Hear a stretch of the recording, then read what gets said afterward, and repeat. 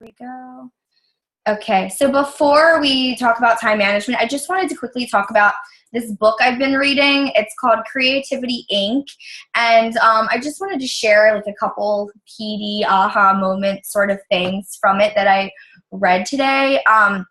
So if you don't know, the book is about animation, because I used to be an animation nerd back, for 8 years. And it's the president of Pixar who wrote the book, and I read a couple things today about, they actually worked with Steve Jobs for a while, and when Toy Story, actually, let me back up. So two things before I tell you about the Steve Jobs thing was that that I got from the book today, that they learned from their experience working at Pixar, was that number one, story is king. And I think that is so huge because, all of the Disney stories, all of the, movies, they work so well because they tell such an amazing story. You can have beautiful animation, but if it bores you to tears, no one cares. You have to have a good story behind the beautiful imagery. So I thought that kind of applied to us, because so much of what we do is about our stories and our journeys through this experience. And, if we're not sharing them, no one's going to know about it, and no one's going to want to join the party if we're not sharing our story. So, and also, being vulnerable when we share our stories is so important, because people really hold on to the things that we say and they relate it to their lives. So that's number one. And the other one, especially because I know December is such a hard month, and if it makes you feel any better, I'm sitting at a big fat 0 right now in Success Club. So but I'm not worried about it, because I know that if I continue to do my invites every day and follow the 3 vital behaviors, and number 2 is trust the process. So as long as I just trust the process, I know it's going to work out for me in the end. And I know even if, for some reason I don't hit Success Club this month, it's not the end of my business. It's just going to be a kick-ass January, because all the work that I did for December is going to roll into January. So trust the process. All of these top coaches that you see have not done anything super special. They're not some kind of, they don't have any inside secret that we don't have. They just have been doing it longer, and they trusted the process, and they never gave up. So those are 2 things that I took from the book today. And then the last part was back to the Toy Story and Steve Jobs. Toy Story did really, really well, and Steve Jobs wanted to take Pixar public. And Ed and the other owners were kind of like, oh, I don't know, like, this is such a good idea. Maybe we should make a couple more films first before we do this. And Steve was like, no, this is our moment. We need to do this now. We're not waiting. And they took it public. And we all know what Pixar is today. So no one knew about them before, but now, and so it's like, you just have to believe in yourself, believe in, like, this is your moment. And we were supposed to, for my team pivot call, if most of you know who Marion is, my upline, I had a call with our team last week, and we all were supposed to pick a word that was going to kind of be our theme for 2016, and my theme is believe. So it's just about believing in yourself, and knowing what my goals are for this business and for my family and for helping other people. And, I can't lose sight of that belief that it will happen for me if I keep going. So that's my motto for the year, and for our team. And, I encourage you to think of your own motto for your own teams when you start building your teams. So, okay, now time management. I'm off my soapbox. Okay, so time management, and I have a bunch of notes here too, but it's not about necessarily having time. It's about making time. So if it matters, you will make the time. I'm going to be just frank here, but not having time is not a valid excuse. We all have busy lives. I have a toddler, I have a 3-month-old baby, I have a husband, I have a blog, I'm a freelance writer, housework, social obligations. I mean, we all know we have traveling. I know every single one of you is busy. We've got pregnancies, we have weddings, all of these things that we have going on. We have, full-time jobs outside of this business. So I get it. We're all busy, but, we all have the same amount of time each day. So if this business is important to you, and I think if you are on this call, I think that's a sign that you do think this business is important to you. So then it's about making time and using our time wisely, and also not wasting time. So I'm going to just take you through a few tips, well, more than a few, some tips that I have for time management. The first thing is that it might mean that you need to stop doing some things that you're currently doing. Hi, Amy. I saw you just came on. If you could just mute your line down at the bottom so we don't hear any background noise. And then if you have any questions, you can just unmute. It's down at the bottom left of the screen. And then feel free to unmute. If you have any questions, just interrupt me. So you might have to stop doing some things that you are currently doing. So think about what your goals are in your life and in your business, and if what you're doing is lining up with those goals. So, I don't really watch much TV anymore. I don't read too many, romance novels, or, books that aren't really PD. I'm home with my kids most nights. I'm not, in my 20s where I'm going out every night after work, having drinks. And, there's some things that you have to give up when you want to build a business. And for me, that's important to me. So that, these things I'm happy to give up. Like, I used to take a nap with my son every day because I could, and it was awesome. But now I don't take naps anymore. I mean, I use nap time as my work time. And so that nap is just something that I've given up, which was, as Caitlin probably knows, it was really, really hard to do during that first trimester. And sometimes I had to nap, but most times I don't. I also used to play soccer, a few nights a week. And, with my schedule and my life, I don't play soccer every night anymore. I like soccer. I love it, actually, but I'm not going to be a professional soccer player. So playing soccer 4 nights a week isn't really getting me to my goals with what I have for my future in my life. So, once I do reach those goals, I can play soccer 7 days a week if I want. But now I want to focus on getting where I need to go. So, know what you are okay sacrificing and make those sacrifices. The next topic is know that we all have these crazy busy to-do lists that seem to just go on for days, and you look at it and you just kind of have a mini panic attack and you're like, oh my God, I'm never going to finish any of it. It's tough because while I love crossing things off the list, I get such a lovely satisfaction of crossing things off. Sometimes I feel that if I don't cross everything off, then I'm a failure. And it's just not true. Your to-do list is unrealistic, for one day's time. And you're never going to be able to do every single thing on your list every single day. So, and the list is going to keep growing. Each day you add 3 more things onto the list. It just never ends. And so I found that for my sanity, by making a realistic schedule of the day, and prepping and planning that in advance has been super helpful in terms of time management. So, for example, I'm not going to be able to do laundry every single day, but if I have it on this schedule, I'm going to do laundry on Thursday, that's when it's going to get done, and I can then, have it off my to-do list for every single day.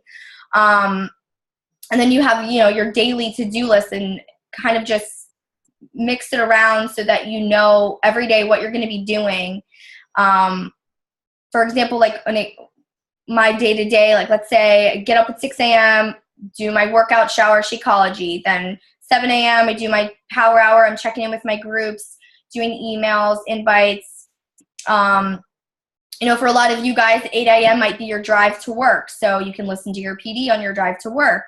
Then you might have your full work day, since I know a lot of you have other jobs. And then, then we got to get the kids ready for bed, dinner time, all of that stuff. And, hang out with your spouse. And then, from about 9 to 10:30, you can do your follow-ups and your check-ins and anything extra you have to do for social media or prepping groups, etc. So, just as long as you know what your schedule is going to be in advance, it's much easier to stick to it, and making it a realistic schedule so that you don't feel completely overwhelmed by seeing 50 things on your to-do list. The next thing is take 15 minutes before you go to bed to prep for your day, and it'll save about 1 to 2 hours of wasted time the next day. Most of you have seen the Power of Threes form. And if you haven't, let me know, and I'll make sure that you do see it because it's really important. And make sure that's filled out with who you're going to be sending invites to each day, so that you're not waking up and looking at your list and saying, oh my gosh, who am I going to email today? Who am I going to invite? I don't know what I'm doing. If you have all of that done the night before, all you have to do in your power hour is open up your notebook and just start typing emails. So it helps with wasting time in that area. Another tip is that you can chunk your to-do lists in different categories. So for example, I have a list that I have for Beachbody. I have a list that I have for Popcorn and Pandas, my blog. I have a list of personal things I have to do, like right now, Christmas shopping, or household things I have to do. So, and then prioritize in each one of those lists, the top 2 or 3 things that need to get done every day, so that you don't feel like something's falling short or falling behind. And try to prioritize those things with, what's going to be actually moving you forward in your life and in your business and at home. Maybe you do have to get that laundry done, because if you just have that pile sitting there for weeks and it's just not getting done, then you can't concentrate on anything else. Well, then just get that done. That's a priority this week. But just know what your priorities are and know what's going to help you move along in your day and in your life. The next thing is, if you haven't read this book, you should totally read this book. It's called Eat That Frog by Brian Tracy, and it's all about time management. So if time management is an area that you've been struggling in, this book is key. And a lot of what I'm talking about is from the book, but there's so much more. So one quote he has is, Mark Twain once said that if the first thing you do each morning is to eat a live frog, you can go through the day with the satisfaction of knowing that it's probably the worst thing that you're going to have to do all day long. So using this logic, your frog is the biggest, most important task of your day that you're really likely to procrastinate on if you don't do it first thing. It can also have the greatest positive impact in your life, and if you do it.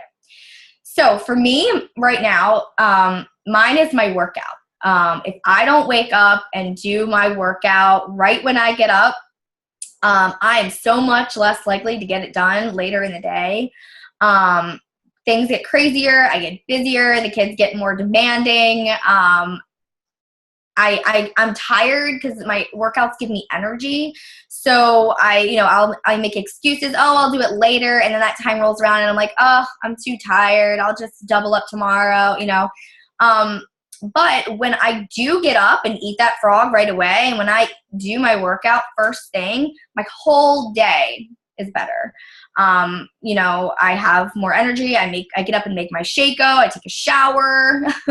I, you know, get the kids out of the house, rather than just sitting around like being lazy and wanting to like take naps all day, which is impossible to do. So for you, you know what your frog is most likely. For some of you, maybe it's sending out your invites. I know that can be tough for some people. So if that's the hardest thing for you to get done, like if you know, oh, I'm going to get my workout done at 8 p.m., no big deal. But you're like, but those invites, I don't know if I'm going to get those invites out. Like make that the first thing you do when you check in every day for your power hour. Because if you wait on it, you know that you're going to skip it. And your invites are probably one of the, you know, top things that is going to move your business forward. So if you're not sending out invites, no one's going to come. I mean, it's that simple. So you wake up, 5 invites, boom, done. You don't have to think about it for the rest of the day, and you can just kind of go on. Okay. I've been talking a little bit about a power hour, and I'm realizing I don't know if you even know what a power hour is. So it's just 1 hour that you dedicate to your business a day, and a lot of coaches have implemented this strategy because it just kind of helps you focus and without any distractions. So know what you're going to do in your power hour. Know the schedule of your power hour. Turn off all your notifications on your phone, on your computer, everything, and just completely focus on what you're going to do. Because I know it's so hard, like when I'm sitting there doing my invites and they're like, oh, I got a text from so-and-so, blah, blah, blah. And then before you know it, it's like, oh, what was I doing again? Like, you can just completely forget, like, oh, they want me to look up something for Chris. So then you're like on Amazon and you're like, oh, wait, what about that invite I was doing? You know, it's just complete, like, turn it all off, completely focus, just get those 5 out, and then, like, check like the person who texted you is not going to be upset if you text them 15 minutes later back, you know?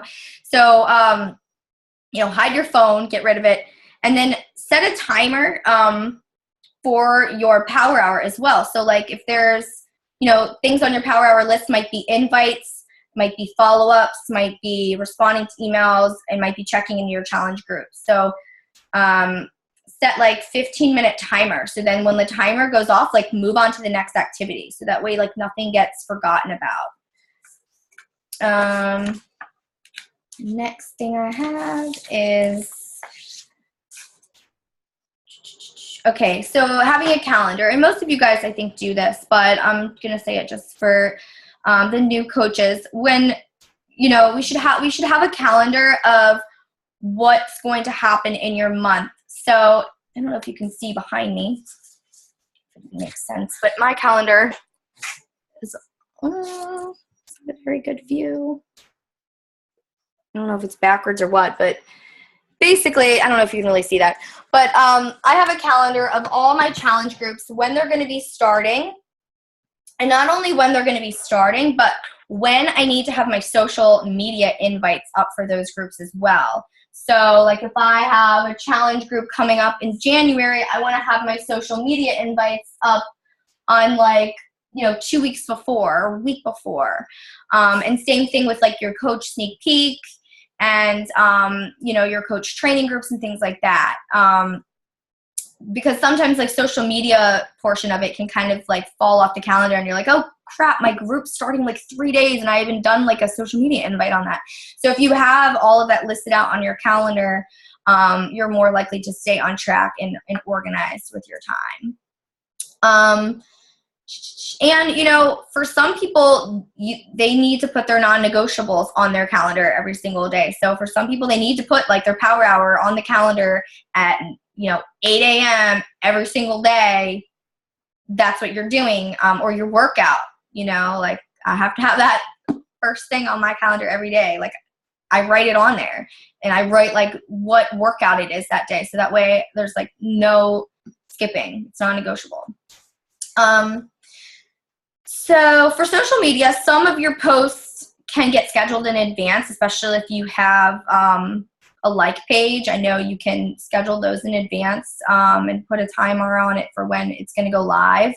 And then also for your challenge groups, I'm sure most of you have seen, especially in my 21-day fix challenge group, that, I only have people in that group once or twice, and then I move them on to my next challenge group. So I reuse content in that group because I don't have time to make fresh content every 21 days. I mean, that's just way too much work, and it's all about, working smarter, not working harder. So, in my 25, in my mixed challenge group, I like to keep it fresh there and interesting and fun.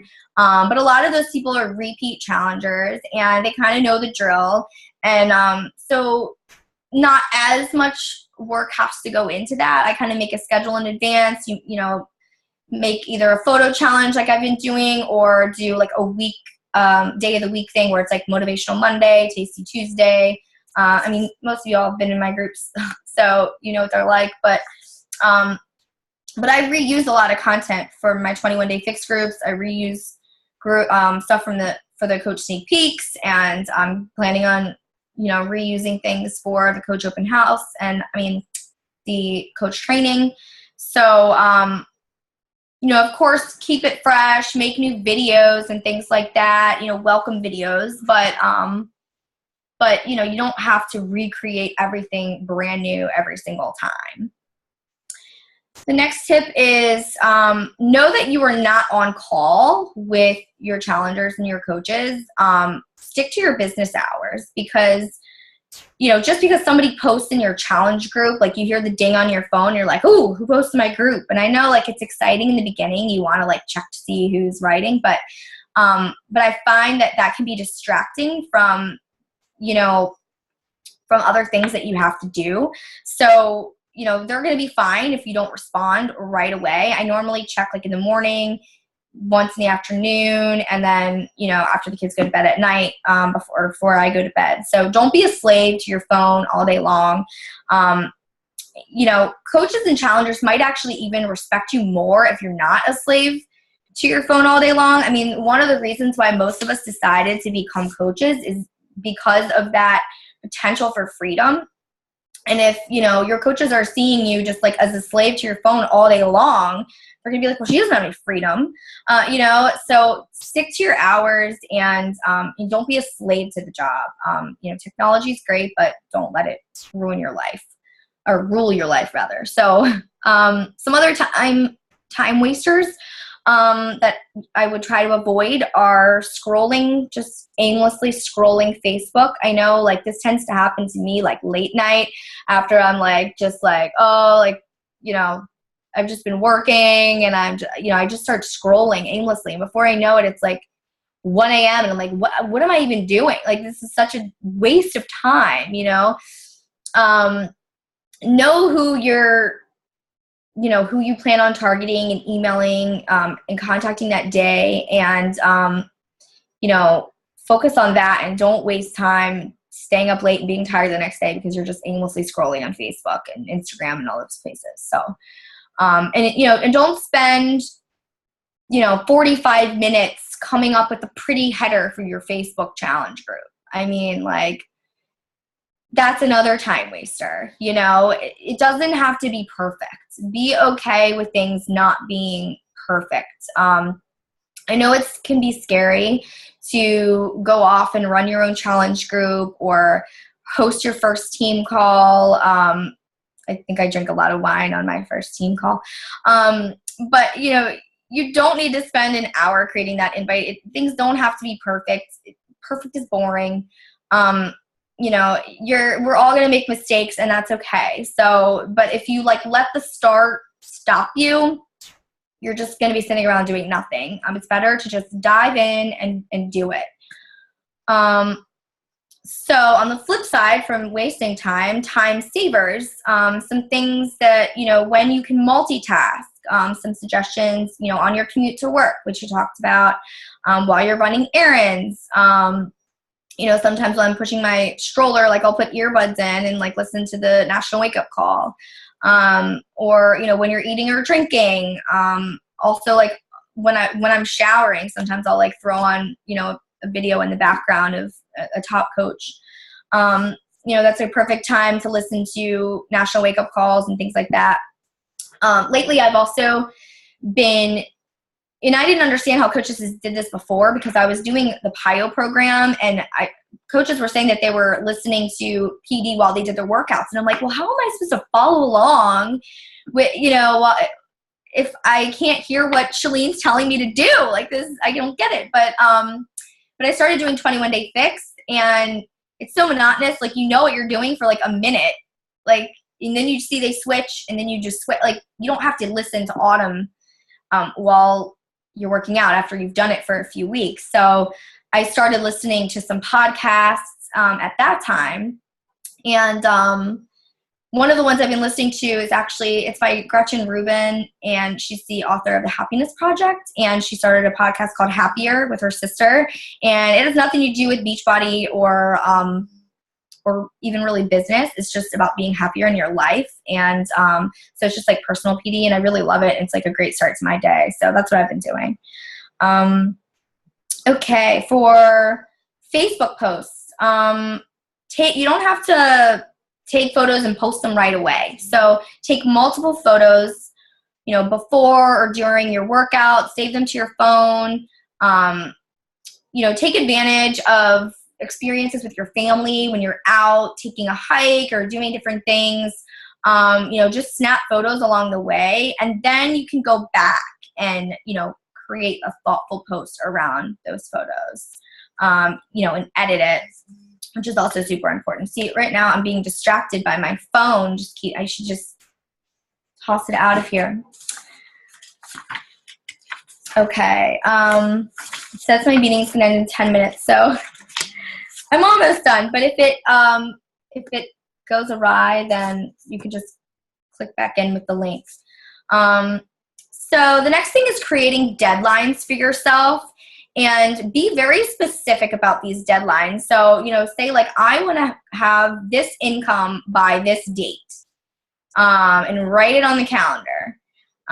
Or I want to take a vacation on this date, and write it on the calendar, and let that drive your day. Let that be your why for your each and every day.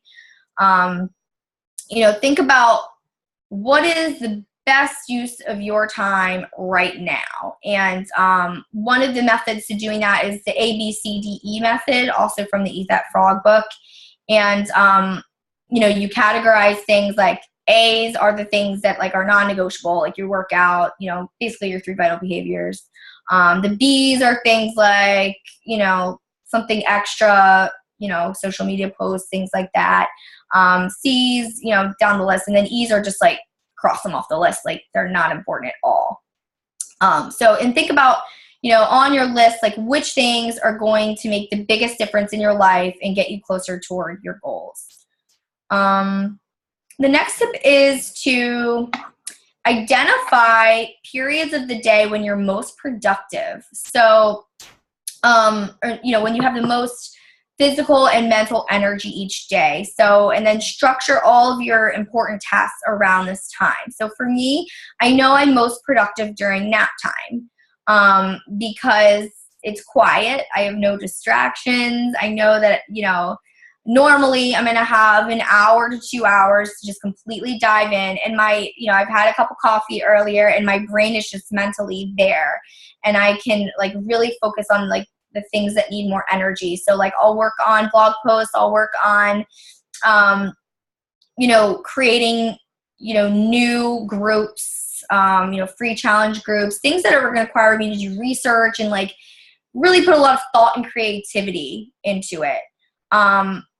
Because for me, the invites are kind of like pretty easy at this point, so I can write an invite later at night. I don't need a ton of like mental capacity to like invite somebody to a challenge, but I might need more mental capacity to, say come up with a really cool idea for my next free challenge group and like implement, the different types of posts I want to do throughout that week. So know when you are most productive, whether it's in the morning or whether you're a night owl, and put your big tasks during that time.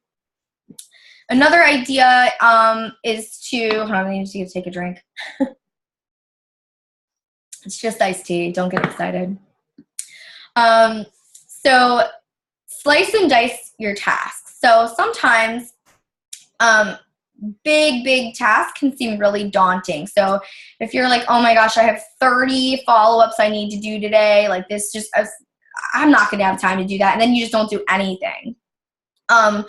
So break it up into little, he calls them salami slices. But, do 5 in the morning, 5, or 10 in the morning, 10 in the evening, or whatever you have to do, or break it up like 5 each day. If you just kind of slice and dice it down, 5 doesn't seem as scary as 30.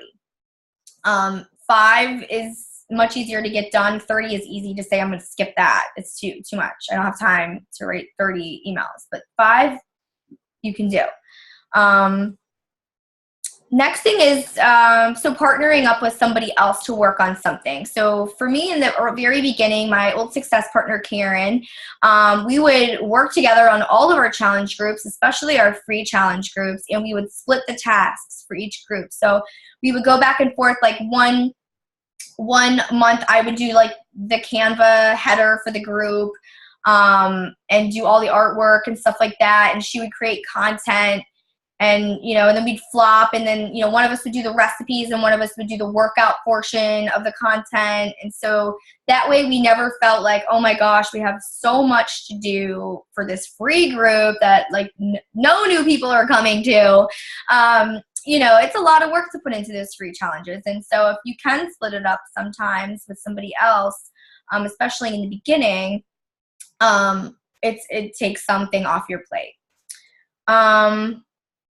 Next thing is to ask for help. So once you start building your team, ask some of your coaches to do some posts in your group, or in your coach sneak peek group.